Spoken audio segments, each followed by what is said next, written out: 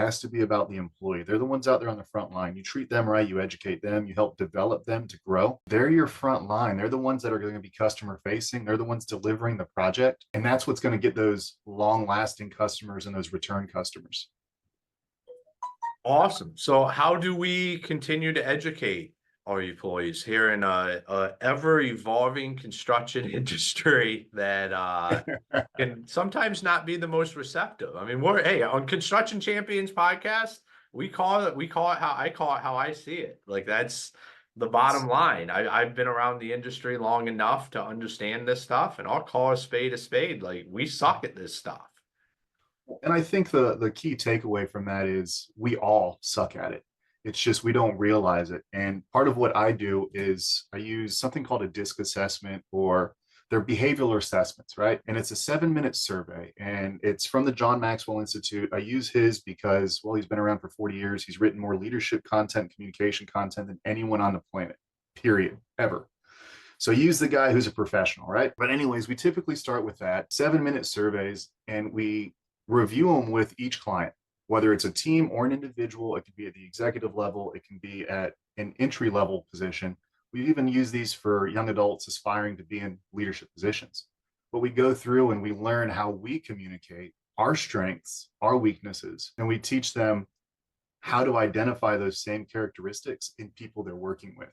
Once you understand yourself and your own little nuances, it's very easy to pick it up with somebody else. And now you know how to identify those barriers and prevent those miscommunications. But we do it with some humor and we make it fun. We create a social learning environment because it's a social environment out there in the world. You're working with people, you have to build a connection. Connection is what makes effective communication. So that's how we started. At that point, once we process those assessments, it really comes down to what the customer is looking for. And we try to keep things low cost. These are all things we give you that you can take and run with.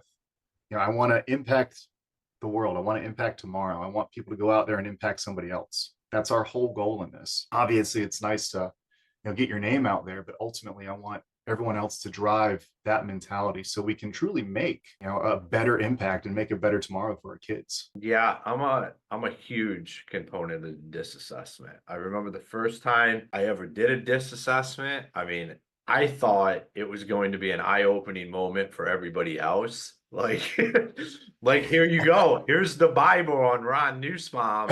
Everybody needs to read this and understand. But it's what you talked about is it's understanding yourself. Because I'm a high D, like 90, I think I got a 96 on the high D, like super high. And I am the abnormality and I am the problem. Like, literally, my DISC assessment would tell you that. And I have to understand that most people out there in the society don't communicate, don't do anything how I do it, but that's not on them. That's on me. Like, once I understood that, it made me such a better leader to be able to just say, this is me. I have to understand how to communicate with everybody else around me. I'm not in the Marine Corps anymore. Like, that doesn't work. Well, and the funny thing is, even applying these tools to the Marine Corps, to any other branch, I mean, the impact would just be huge.